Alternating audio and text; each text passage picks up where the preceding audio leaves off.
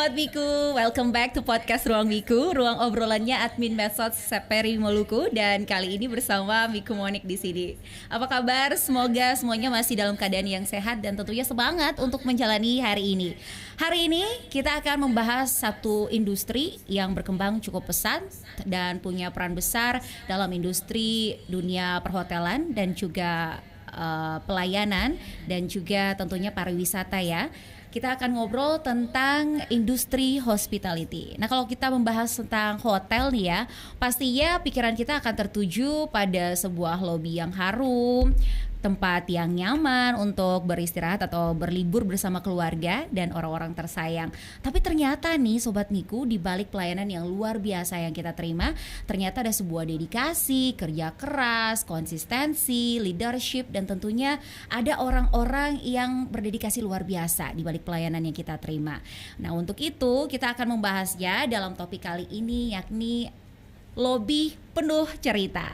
Dan tentunya saya nggak sendiri ya, of course. Dan saya udah punya teman ngobrol nih untuk bahas kurang lebih setengah jam ke depan bersama-sama dengan kita semua. Langsung saya perkenalkan, beliau ini adalah Cluster General Manager Swiss Bell Hotel Ambon dan Zest Ambon, Bapak Yudi Medianto. Halo Pak, salam jumpa. Salam jumpa. Ya ampun Monik, ya lama ampun. gak jumpa ya. Ya ampun, tadinya saya sebenarnya agak kurang enak badan karena gitu. hujan Pak ya. Tapi lihat Bapak tuh langsung imun saya jadi langsung sembuh. baik. Iya, langsung sembuh. Berarti kita sama-sama menyembuhkan ya. Iya. Oh, Tadi betul. saya juga sakit loh. Oh gitu Pak. Setelah ketemu Monik langsung luar biasa. Wah, luar biasa. Sakitnya kembali nanti malam lagi mungkin. Saya kira tambah kambuh Pak. Luar biasa Pak Yudi. Terima Siap. kasih banyak udah datang Terima kasih juga bersama kita di sini. Baik. Ya Pak. Kita tahu memang kalau ngobrol soal hotel di Ambon, Swiss Bell Hotel Ambon ini udah punya tempat tersendiri ya di hati Sobat Miku semuanya yang adalah pemirsa TVRI Maluku. Nah, sebelum kita ngobrol panjang tentang cerita di lobi hotel ini, Baik. kita pengen kenalan dong tentunya sama seorang Pak GM Swiss Bell Hotel Ambon gitu ya Siap. kan. Kalau misalkan kita lihat nih ya kan di Dari mana lihatnya nih? Iya, di sebelah sini boleh, di sebelah situ boleh Bapak. Ke saya aja boleh Pak. Gitu, baik. Nah, kalau misalnya kita lihat nih Pak ya, kalau kita sering nonton drakor, kita lihat bahwa industri hotel tuh, hospitality itu ternyata industri yang bergeraknya sangat pesat dan penuh persaingan. Betul sekali. Dan kerjanya tuh kayak 24 jam Pak. Yep.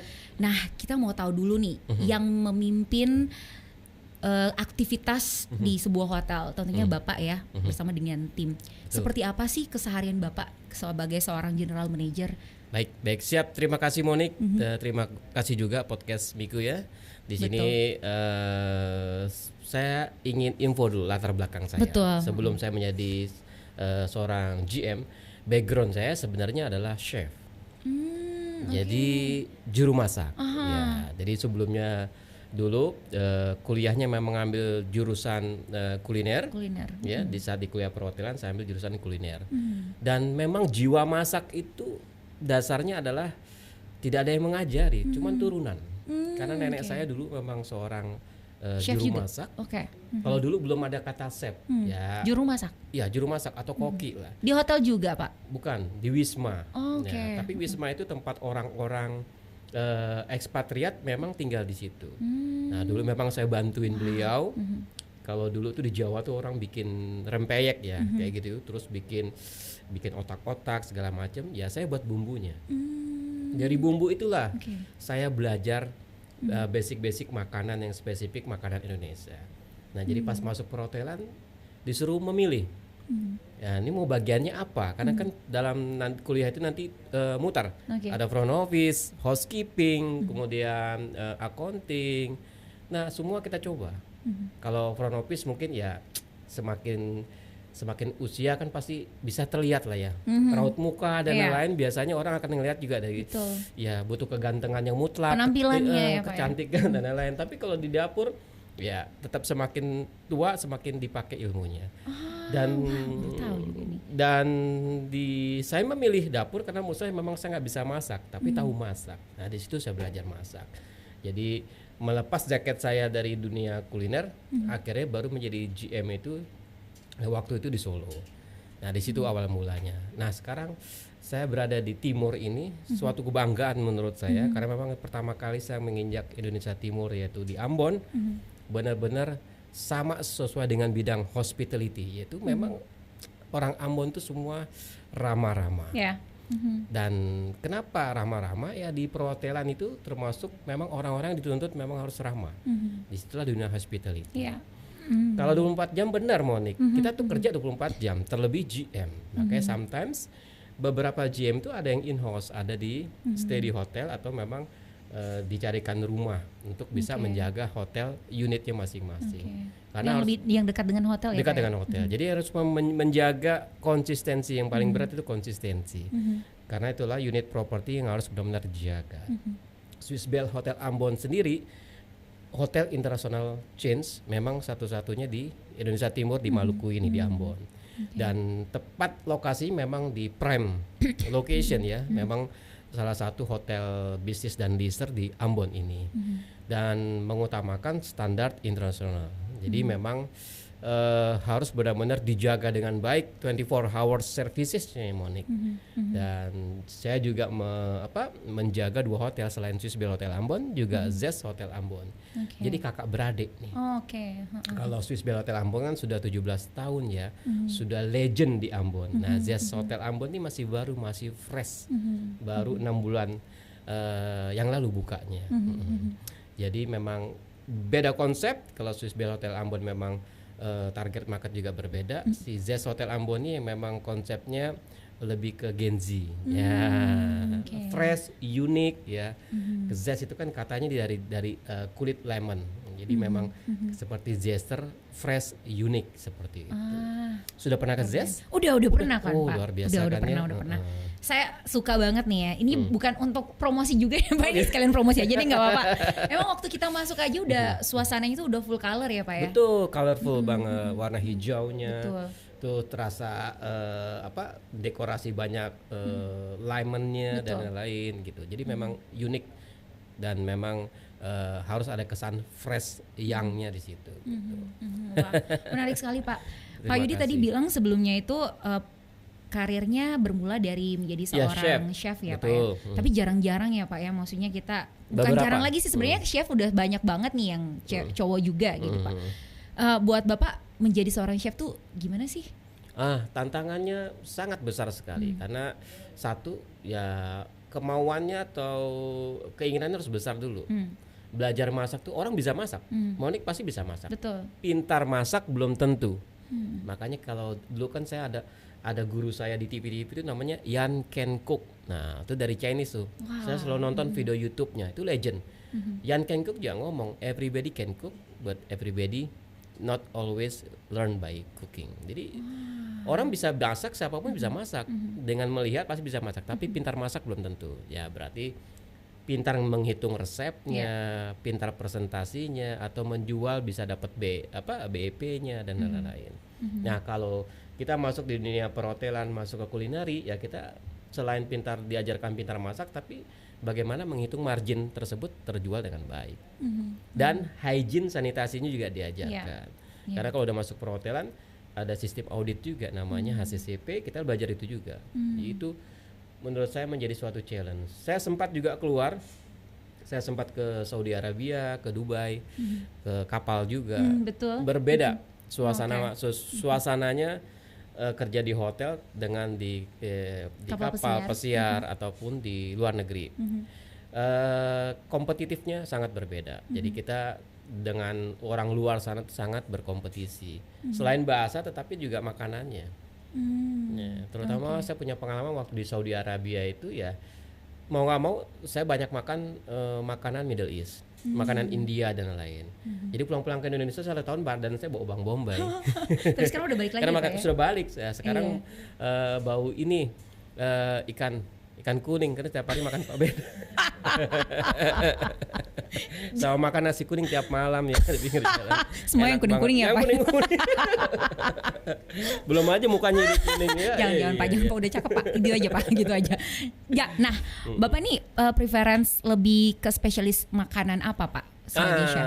Western dan Middle East. Western karena Middle East. terakhir terlalu lama di Middle East-nya. Nah, Middle East itu nggak cuma memang orang taunya Saudi Arabia, enggak. Di situ ada Tunisia, ada Maroko dan lain-lain. Dia lebih identik Middle East. Sama-sama basmati rice kalau nasinya. Tapi nanti lebih larinya ke Sultan, itu lebih spicy. Mereka kalau ke Indonesia ya, Monik, Indonesia itu menurut saya paling susah jenis makanannya. Hampir ribuan resepnya. Tapi kalau Western tuh gampang, Monik. Bumbu putih, white sauce, ya, brown sauce, red sauce, that's it. Tapi kalau Indonesia, bumbu kuning, bumbu merah, bumbu putih, turunannya banyak. Bumbu putih, bumbu kuning, bumbu merah ketemu keluak jadi rawon. Ya, bumbu putih, bumbu kuning, bumbu bumbu kecap, nantinya jadi semur. Jadi macam-macam. Turunannya banyak dan susah. Apalagi bikin jajanan pasar. Indonesian sweet. Itu butuh ketelitian. Jadi ibu-ibu tuh kalau masak saya sometimes tuh mengagumi. Iya, ya, jadi sometimes kalau ngeliatin bisa begini sabar sekali. Kalau laki-laki kan nggak sabaran. Oh gitu. Kalau kerja tuh pakainya logika. Katanya kalau misalkan chefnya yang cowok pasti udah lebih sabaran, Pak. Dan rasanya udah pasti enak, lebih enak daripada cewek katanya. Karena laki-laki yang bisa masak itu belajar dari perasaannya wanita. Jadi masaknya itu pakai perasaan. Itu seorang chef biasanya seperti itu. Terlihat kan dengan karakter saya juga terlihat ya. Jadi Monik ngeliat sampai kayak gitu, jadi kayak ngeliat makanan ya. Oh my god, maaf ya. Chef juga harus bisa bercerita. Karena seorang chef itu sama kayak bartender. Dia harus bisa bercerita makanan. Salah satu makanan yang diceritain dia mau masak apa. Misalnya mau masak ikan kuning dengan papeda. Kali ini saya mau masak papeda yang berbeda. Ikannya berbeda. Saya mau pakai ikan kakap. Ikan kakapnya saya marinasi dulu dengan kunyit. Kunyitnya berbeda, saya sangrai dulu. Kemudian nanti papedanya saya kasih sedikit bawang merah. Berbeda dengan papeda yang lainnya. Terus saya buat lagi, nanti saya panggang dengan daun pisang. Setelah dipanggang nanti dibuka kulitnya, kita masukkan lagi dengan jamur. Jadi biar bisa orang merasakan. Itu chef harus bisa seperti itu bercerita. Kalau di hotel pun Monik, hospitality nggak cuma ramah tamah, tapi harus bisa meng-create memorable moment buat customer. Jadi intinya adalah kalau tamu itu satisfy, kalau dia punya experience. Nah itu suatu challenge buat semua yang baru-baru ya di dunia hospitality atau lagi masuk perhotelan baru kerja, Gen Z nih. Biasanya cuma berpikir tentang ya udah saya kerja, terus dapat uang, dapat gaji, tapi tidak berpikir bagaimana membuat experience buat customer. Itu yang paling menjadi challenge untuk seorang leader, mengaplikabelkan buat semua tim yang baru-baru. Karena sesungguhnya bekerja itu nggak cuma ramah, diajarkan SOP, tapi membuat experience, itu kan butuh hati. Betul. Kayak tadi kalau masak tuh butuh hati juga. Itu yang nilai jualnya bikin hotel itu terasa berkesan dan orang mau datang terus ya. Kita akan kulik di sana, Pak Yudi ya. Tapi setelah jeda pariwara berikut ini dulu. Pemirsa jangan kemana-mana, tetaplah di podcast Ruang Miko.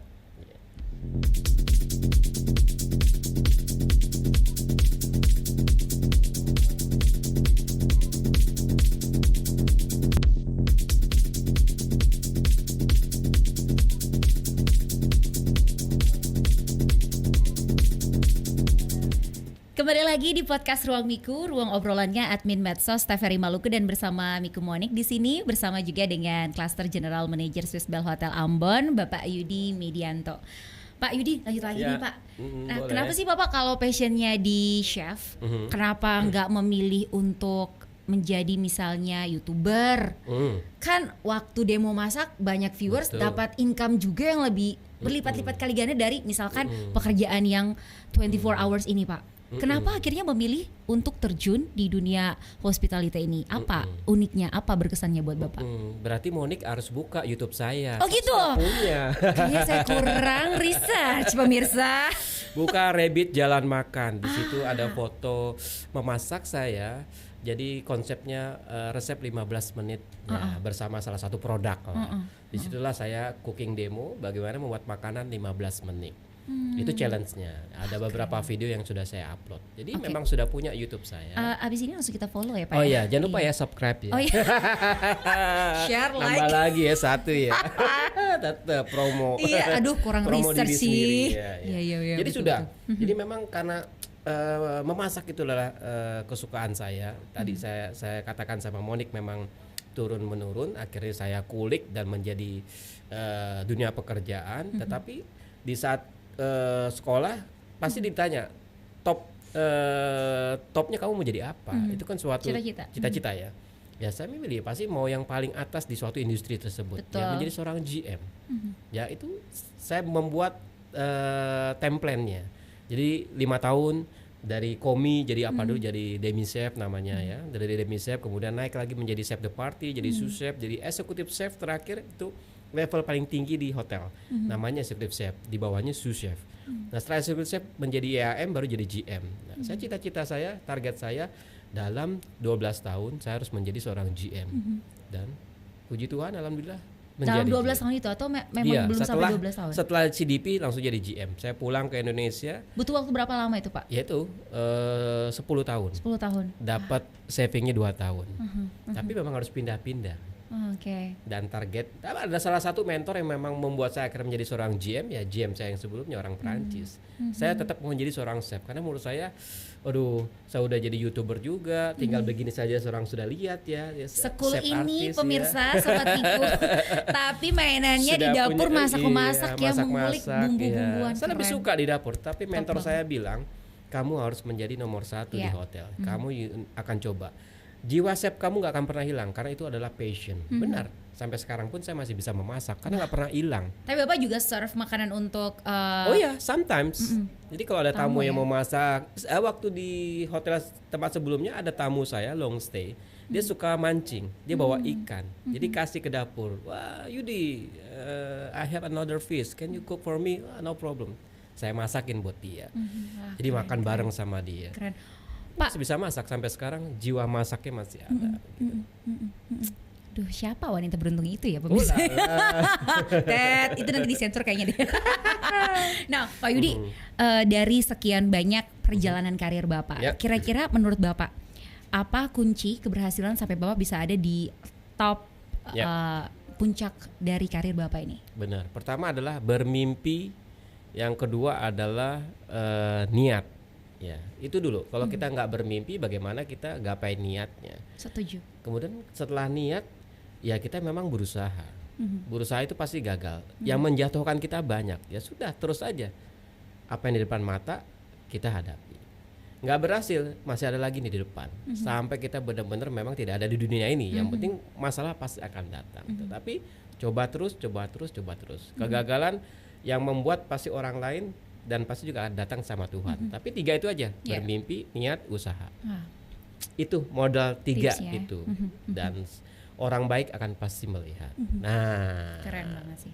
itu yang memang sampai saat ini saya jalankan itu. Kita punya mimpi dulu mau jadi apa ya? Ya, kalau kita nggak bermimpi ya kita nggak jadi apa-apa. Betul, setuju. Ini kayak reminder lagi ya, Iya. terkhususnya buat Gen Z mungkin. Betul, Gen Z. Iya, betul ya Pak ya. Oke. Nah Pak, ngomong-ngomong tentang lobby yang penuh cerita. Yes. Tentunya di lobby Swiss Bell Hotel Ambon Ya. juga setiap hari 24 jam punya cerita karena masing-masing tamu yang datang punya karakteristik dan Ya, cerita ya. yang beda-beda juga ya Pak. Exactly. Nah bisa cerita dong Pak pengalaman yang mungkin paling berkesan buat Ya. Bapak selama melayani di Indonesia Timur. Wah. Itu momen apa? Kemudian apa berkesan ya Pak? Indonesia Timur ya. Semoga orang tidak nonton ya. tapi sudah kejadian sama saya. Semoga tidak nonton. Tapi takutnya ya nggak apa-apa saya ceritakan. Tetapi ini menurut saya experience yang baik buat Gen Z. Karena dari tadi saya bilang apa yang ada di depan mata hadapi. Karena itu masalah kita harus selesaikan. Jadi ketentuan tidak merokok di kamar hotel biasanya semua hotel melakukan. Betul. Termasuk Swiss Bell Hotel Ambon. Nah, ada bookingan yang memang itu requestnya tidak ada request. Akhirnya kita kasih kamar non smoking. Biasanya itu kamar yang pertama kita kasih karena kamar hygiene lah. Kecuali ada request smoking, pasti kita kasihnya kamar smoking. Non smoking sama reception diterangkan kamarnya non smoking, pasti ada charge kalau apabila ketahuan merokok. Nah saat cekot diberlakukanlah sama resepsionis kita, dikenakan cas 1 juta. Meledak-ledaklah dia A B C D E F G, panggil GM kamu yang ganteng itu. Bukan. Panggil GM kamu, saya mau ketemu. Siapa berani cas saya 1 juta rupiah seperti ini? Ya, semua merokok bisa. Bapak sudah kita kasih tahu. Akhirnya mau nggak mau ya saya temuin. Saya temuin, dia bilang, oh bapak tidak bisa. Memang sudah katakan seperti itu. Ya, kita tidak akan ngerokok, tapi rokoknya kita temui kan kita bisa merasakan. Jadi pintar tamu-tamu sekarang ini. Kalau dapat kamar non smoking mau merokok, jadi rokoknya itu nanti taruhnya dibuang di toiletnya atau di tempat sampah atau diumpetin untuk menghilangkan cas. Nah itu harus kita hadapi. Jadi sometimes tamu pun ada yang melakukan kesalahan tapi tidak mau mengakui. Betul. Tetapi kita harus menjelaskan sesuai rule regulation-nya. Itu juga sulit banget ya Pak ya? Sulit karena memang sometimes tamu ada beberapa yang memang denial, tapi kita harus memberitahukannya tetap dengan baik, hati yang sabar, muka yang ramah, dan tetap bisa memberikan perasaan yang menyentuh hatinya. Wah. Jadi tetap kita tatap matanya, kita Saya kita udah bicara terhipnotis baik-baik. lihat kok matanya Bapak terus ini ya. Kita bicara baik-baik, Bapak. Ini memang sudah kebijakannya. Dan tidak cuma hotel loh Pak, pemerintah juga Betul. ada peraturannya. Kalau Bapak merokok di sembarang tempat, Bapak kena 500 juta. Bapak mau 1 juta atau 500 juta? Dengan hipnotis seperti itu, akhirnya bayar juga. Tapi tetap bisa compensate. Intinya kita tetap edukasi dan hotel tetap fleksibel. Tapi ya dunia hotel macam-macam. Saya juga pernah dilempar dengan handuk basah. Ya, kalau memang itu suatu untuk melayani lebih baik ya, baik handuk basahnya diambil dikasih lagi yang baru dengan silakan Bapak. Nah itu melayani dengan tulus, dengan baik. Walaupun kita mau diapakan sama tamu ya, kita tetap beri edukasi juga ke tamu apa yang memang harus menjadi hak beliau. Menjadi hak beliau harus kita kasih dan kita harus layani dengan tulus. Tetapi kita harus kasih tahu juga kebijakan hotel seperti apa biar tamu pun mentaati apa yang diberlakukan hotel. Kayak kemarin musim duren, Monik ya, tahu sendiri kan ya. Bawa duren stronger smell itu ya Pak ya. Iya, duren kan sangat dilarang di hotel. Betul. Jadi mau nggak mau ada yang curi-curi gitu kan. Kita bisa ngendus. GM pun harus punya jiwa endus gitu. Jadi kalau yang lewat di lobby, bawa apa nih ya? Biasanya bawa lemongrass lobby ya, bau yang wangi-wangi, kok baunya agak gini-gini ya, kita bisa tahu deh. Kita lihat, oh ibu bawa duren gitu. Oh enggak kok Pak, ya kita bisa tahu dari memang yang harus kita cium sehari-hari. Tapi kalau sudah masuk kamar itu menjadi challenge dalam suatu kamar. Makanya ya kenapa hotel juga melarang duren masuk duren masuk hotel ya, karena kalau sudah masuk dalam kamar itu satu hotel bisa bau Betul. semua. Setuju. Itu challenge. Makanya juga dilarang kan pas penerbangan di Betul. maskapai kan Pak ya. Betul Dilarang. sekali. Oke. Nah Pak Yudi, Ya. kalau ngomong-ngomong soal leadership ya Pak ya, Bapak ini juga selain memberikan contoh atau pelayanan bagi tamu yang datang, Bapak juga seorang leader untuk memimpin sekian banyak pegawai yang ada di Hotel Swiss Bell, Ambon dan juga Zest ya. Gimana sih Bapak bisa balance antara profesionalisme dan juga kehidupan pribadi Bapak sebagai seorang pemimpin di hadapan anak-anak pimpinan Bapak? Baik karakter semua yang bekerja nggak cuma di hotel, di semua industri ya, pasti ada kalangan Gen Z-nya, millennials, atau memang udah expertise. Jadi memang kita bisa harus klasifikasikan. Dan tadi bekerja memang dengan checklist, time management, sama juga deadline. Itu yang disukai semua ownership dan juga disukai semua leader. Tapi sometimes banyak orang yang tidak bisa mengikuti. Jadi sometimes ya leader juga harus bisa menjadi helicopter view, melihat dari atas. Tapi juga harus bisa down to earth, lihat di lapangan bareng-bareng. Dan biasanya yang bisa mengikuti kita juga memang bisa melihat keberhasilan kita di saat kita memimpin suatu project dan lain-lain. Biasanya saya giving by example, jadi nge-lead by example. Ini loh, nanti kalau kamu melakukan ini hasilnya seperti ini. Tak kasih contoh ya, biar cepat. Gen Z biasanya maunya seperti itu. Karena yang dia mau hanya result. Tapi kita kan nggak bisa memperlihatkan in advance. Kita kasih sampling dulu aja sama mereka. Dan mereka tuh suka role model. Dilakuin nanti kayak gini. Karena mereka suka tujuannya udah ada hasil lah buat mereka. Dia nggak suka yang banyak-banyak ribet. berhitung, analisa dan lain-lain, lebih ke semuanya instan. Tapi kalau kita kan harus menganalisa, observasi, Betul. review dan lain-lain, karena tujuan goalsnya ada jangka panjang. Dan yang harus kita membedakan dengan yang personal life dengan ini ya goals. Ya, kita dengan melihat goals kita, bagaimana leader mencapai KPI-nya, kita juga kasih ke subordinate kita goals dan KPI-nya. Itu yang akan membuat kita sama-sama kerja sesuai dengan profesionalnya. Dan kita tentukan timing, deadline-nya sama time management-nya. Yang biasanya crash itu.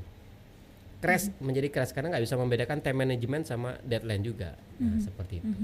Nah, udah berapa tahun sih Pak sebagai GM di Ambon ini Pak? Kalau di Ambon saya baru pendatang baru 6 bulan Mona. Makanya makan papedanya sering sama ikan kuning biar fasih bahasa Ambonnya. Nah, Pak, melihat karakteristik orang Ambon nih Pak, udah ini kalau mau dipresentasikan berapa persen sih orang Ambon yang sekarang kerja di Swiss Bell Ambon dan juga di Zest Pak? Baik, kalau di Ambon sendiri 60 ya. 60%. Nah, 40-nya memang dari luar. Tapi menurut Bapak dengan karakteristik kita yang dikenal kita sangat-sangat tegas gitu ya kan. Apakah kita termasuk ramah gitu Pak? Kita cocok nggak Pak kalau kerja sebagai di dunia hospitality? Saya sebelumnya di Surabaya dan Jakarta. Kalau di Jakarta mungkin ngeliat orang Ambon agak sedikit gimana gitu ya. Tapi pas datang di Ambon setelah 6 bulan, udah luar biasa. Itu teman saya semua gitu loh. Ramah semua, nggak seperti yang saya sangka yang seperti di Jakarta. Jadi stereotipnya kehapus semua waktu pindah ke sini ya Pak ya? Dan teman saya datang atau tamu saya datang dari Jakarta, ya saya keluar bareng sama mereka. This is the real Ambon Pak. Ya mungkin yang di Jakarta ya orang Ambon tapi berbeda. Yuk datang memang lihat orang Ambon seperti apa. Ramah-ramah, suka membantu. Dan friendship-nya tuh luar biasa. Memang pertemanannya luar biasa. Itu yang membuat saya salut dan sekarang ya betah saya di sini. Wah, keren banget. Saya juga betah sih Pak. Gimana gitu ya? Tapi ini nggak terasa udah setengah jam Pak. Wah, cepat ya. Maunya 3 hari saya di sini. Iya sih, gimana dong? 30 menit ya. Pak Yudi, yang terakhir nih Pak. Baik. Nah, TVRI ini kan sebagai official broadcaster untuk penyelenggaraan FIFA World Cup 2026 atau yang kita kenal sebagai penyelenggaraan bola gembira. Nah, kita juga partner nih ya kan Pak bersama dengan Swiss Bell Hotel Ambon untuk nobar nanti Pak. Bisa jelaskan prosedur nonton bareng nanti bersama dengan Swiss Bell Hotel Ambon nanti seperti apa sih Pak? Nah, kita udah official memang bekerja sama dengan TVRI untuk bola gembira. Jadi kita akan buka venue-nya di Skybar lantai 11 Swiss Bell Hotel Ambon dan tidak mencakup kemungkinan kita akan buka di 2 tempat juga di Swiss Cafe. Jadi karena mainnya ada yang di subuh ya, di pagi hari ya. Jadi saat menjelang breakfast sambil nonton bola. Tapi kalau buat event yang memang skala besarnya nanti ada band, ada lain kita buatnya di Skybar. Kan Skybar view-nya bagus ya di atas. Kemudian bisa lihat view dan setiap kita buka bola di Skybar itu animonya besar sekali. Dan persyaratannya gampang, cukup hanya konsum terkecuali memang big match ya. Big match itu biasanya kita buka di 100 sampai 150 ribu. Udah include sama beverage dan makanan. Tapi kalau untuk yang memang harian yang nggak big match ya hanya konsum saja di Skybar. Gitu Monik. Persyaratannya gampang kok itu. Iya dan banyak special to over di sana ya. Betul sekali. Luar biasa. Well, by the way, ini adalah waktu yang saya berikan kepada Bapak untuk closing statement, Pak. Aduh, gimana ya? Kita sama-sama aduh gimana dong? Ini kita lanjut aja di rumah kopi, Pak. Oh iya, yuk, cus. Aduh. Oke deh, Sobat Miku. Ini kita akan dengarkan closing statement yang berupa ajakan Bapak Pak Yudi selaku GM Swiss Bell Hotel Ambon dan juga SES Ambon untuk mengajak kita semua untuk terlibat langsung dalam nobar bersama dengan Swiss Bell Hotel Ambon dan TVRI. Disilakan Bapak. Baik, saya sampaikan di podcast Ruang Miku ini, saya Yudi Medianto, Cluster GM Swiss Bell Hotel Ambon dan Zest Hotel Ambon. Saya mengajak semua warga Ambon, yuk kita semua beramai-ramai main ke Skybar Swiss Bell Hotel Ambon. Kita nanti bakal lihat bola gembira bersama-sama. kita lihat siapa yang kita jagokan. Ya, Jagoan siapa, Pak? Jagoan saya Belanda. Kok saya sebut ya? Nggak Sorry. sama lagi. Oh, sama Kali ini ya. kita nggak sefrekuensi, Nggak Pak. sama ya. Nanti kita bisa samakan kok di sana. Jadi nonton Yes. di Sky Bar Swiss Bell Hotel Ambon. Walaupun pagi-pagi subuh-subuh nggak masalah, kita tetap buka. Kita tunggu semua saudara nonton di Sky Bar. Jadi ajak kawan-kawan, ajak semua keluarga bareng-bareng, kita nonton bareng. Jadi semua bergembira, nonton bola gembira ya.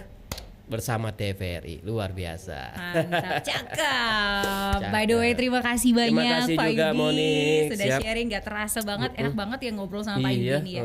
Terima kasih banyak Bapak, sukses selalu. Kita akan ketemu di Nobar nanti ya Baik, Pak ya. terima kasih. Dan untuk Sobat Miku, jangan lupa untuk follow medsos kami di TikTok, di YouTube dan juga Facebook TVRI Maluku, dan bisa dapat informasi sebanyak mungkin terkait aktivitas TVRI Maluku dan tontonan-tontonan favorit Anda tentunya.